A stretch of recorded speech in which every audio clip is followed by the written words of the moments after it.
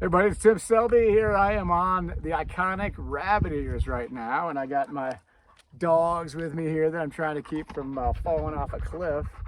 I'd like to give you a little better view of the ears, but when I was over there where I could give you a better view, I was getting mauled by bugs, like life-threatening bug attacks. So over here it's a little breezier and a little less buggy, though I still might have to take a few hits here. But what a beautiful place, and what a great place to be. And want to talk a little bit in our summer series today about the story of fire.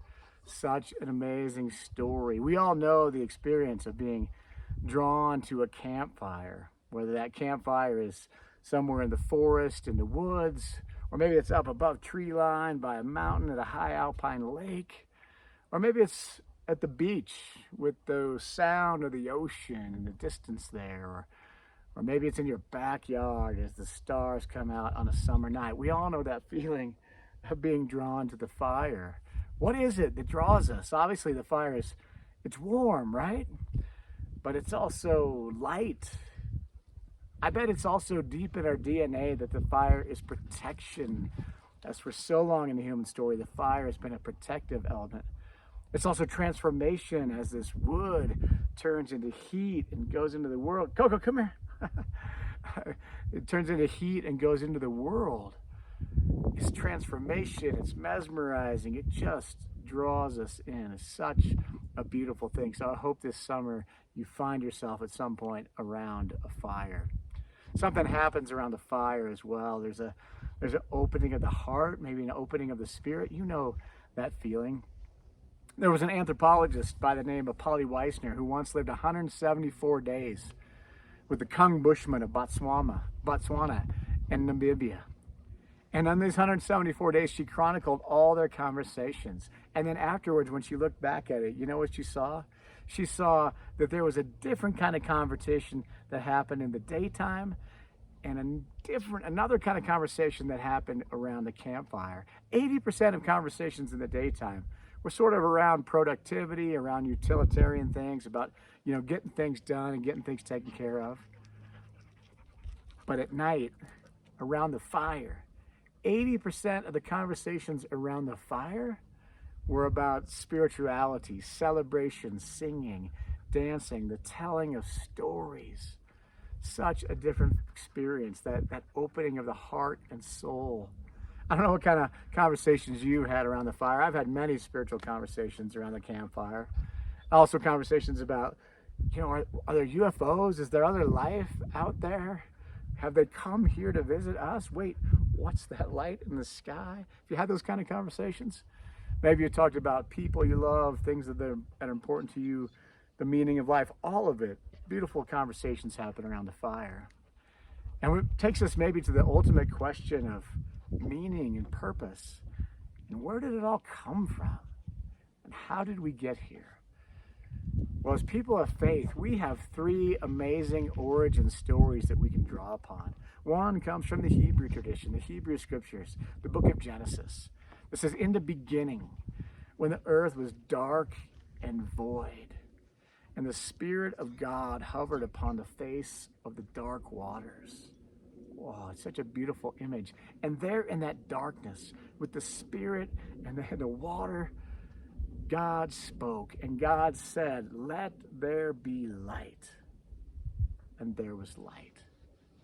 Then when it says God spoke, God said, I think a lot of us, we don't think that literally. It wasn't a literal voice. It wasn't like a mouth and a tongue and vocal cords. It was this expression of the creative intention of God. And one of the words that describes that is the Hebrew word dabar, D-A-B-H-A-R, dabar. It means to speak or word or intention. It could also be translated as the creative energy. In the beginning, in that darkness, the creative energy of God spoke.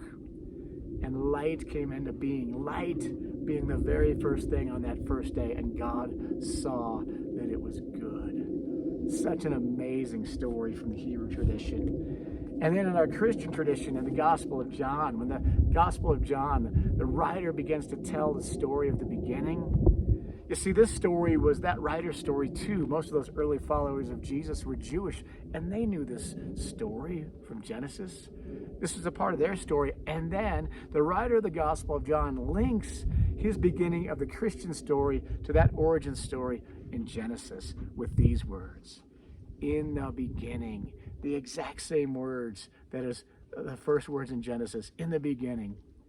In the beginning, that writer says, was the Word. Again, not a word like letters, a word like debar, like the creative energy of God. In the beginning, the Word was with God, and the Word was God. And all things came into being through him.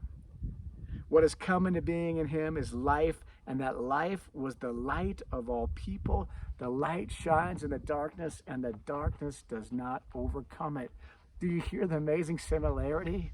In the beginning, there was the creative intention of God, and it brings forth light. And then the writer of the Gospel of John says this, and the Word, for that creative energy of God, the Word became flesh and lived among us. Speaking of Jesus, that Word became flesh and lived among us, and we have seen his glory. From his fullness we have all received grace upon grace. What an amazing origin story that is. So we have the Hebrew tradition in the beginning, the Christian tradition in the beginning, and then in the modern world, we're so blessed to have the modern cosmological story of our understanding from science as we probe the origins of the universe and try to look back all the way to the very beginning that those writers described. And I'm going to read you a little piece from this book. It's called The Universe Story. Universe Story, a celebration of the unfolding of the cosmos. This is written by Brian Swimme. Brian Swimme is a mathematical cosmologist, and Thomas Berry, who's a historian of cultures. It's an amazing book that kind of takes us through the beginning. And it says this. About 13.8 billion years ago, this is their in the beginning version. 13.8 billion years ago, in a great flash, the universe flared forth into being. In each drop of existence, a primordial energy blazed with an intensity never to be equaled again. Thick with its power, the universe billowed out in every direction. This primeval fireball dissolved and scattered, opening things into the dark cosmic skies, opening up in the very beginning of time. It's a little bit of in the beginning of our scientific story. And then about 5 billion years ago, after the universe had expanded and developed for 9 billion years or so, the Milky Way came about, and the universe brought forth, guess what? That. Our sun.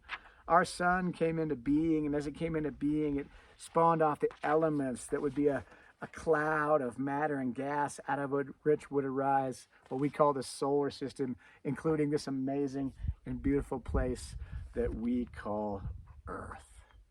What a beautiful thing. That sun, that big ball of fire and energy that's so beautiful, and like the campfire, lights and warms and draws us close. And then listen to this piece from our scientific story. And 4 million years ago in Africa, humans stood upon 2 limbs. And 2 million years ago, they began using their free hands to shape the Earth's material into tools. And 1.5 million years ago, these restless hands were controlling fire, shaping the sun's energy to advance their own lives.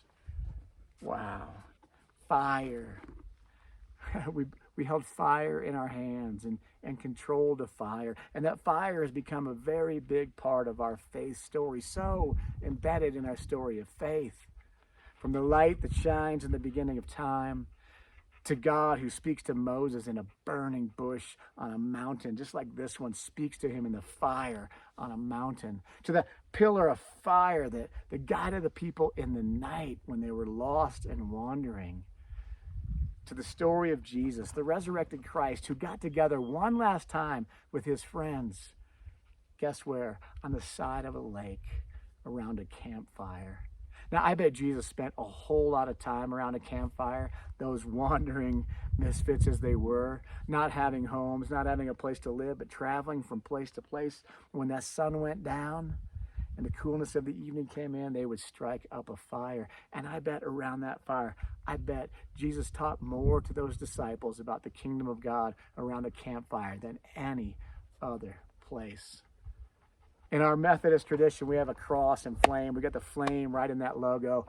And here at the Heart of Steamboat, our logo is a heart with a flame around it, that fire that burns in us and with us. And maybe one of our most powerful expressions of this light and fire that we hold is on Christmas Eve, when we take that Christ candle, and from that one little light, we all light up the sanctuary and take it into the night, all holding a piece of the fire, all standing there proclaiming this story that we know from the very beginning of time, proclaiming this story we hear in the incarnation of Jesus, and the story that we commit ourselves to participating in with our lives in the ways that we can. Now, I want to read you one last piece of scripture today. This is from the book of Leviticus. And this is what the priests were charged to do very long ago. It says this: the Lord spoke to Moses, saying, command Aaron and his sons, saying, this is the ritual of the burnt offering. The burnt offering itself shall remain on the hearth upon the altar all night until morning, while the fire on the altar shall be kept burning. Wow, getting attacked. The fire on the altar shall be kept burning. It shall not go out. Every morning the priest shall add wood to it. A perpetual fire shall keep burning on the altar. It shall not go out. It says that fire must always stay burning. And in Hebrew, the word for that word for always is tamid. Tamid, the thing you must always do. It's a word for the continual work, the continual thing that must be done, the daily activity that was then putting wood, keeping that fire, tending that fire. Now, that word tamid was an adverb that described something, but later it became a noun. The tamid, meaning the great work that we must participate in. It's the work that we proclaim. It's the work that we continue. It's the work that we never give up on. We tend that fire. We tend that flame. We keep that light burning, that sacred divine light in our world. We tend it. We tend it for ourselves. We tend it for our families and our friends. We tend it for those around us. We tend it for all the peoples of the world. And may this fire from the very beginning of time that burned then, that burns now in the sunshine right behind me, may that fire burn in our hearts and souls. May it burn in you. When you need it, may that fire inside bring you protection. When you need it, may that fire inside bring you transformation. When you need it, may that fire warm you. May that fire always light the path in front of us. And may that fire burn in our hearts and souls and in this universe this day and every day. And I hope you'll join me in tending that fire. We often do that in simple ways, by living with kindness, by offering grace, by serving those around us, by opening our hearts and our lives to bring a light in the world. It's the tamid. It's that great continual work that you and I are a part of each and every day. We're so blessed. So let's commit to tending that flame and bringing that light to the world this day and every day. Blessings to you. Thanks for joining me.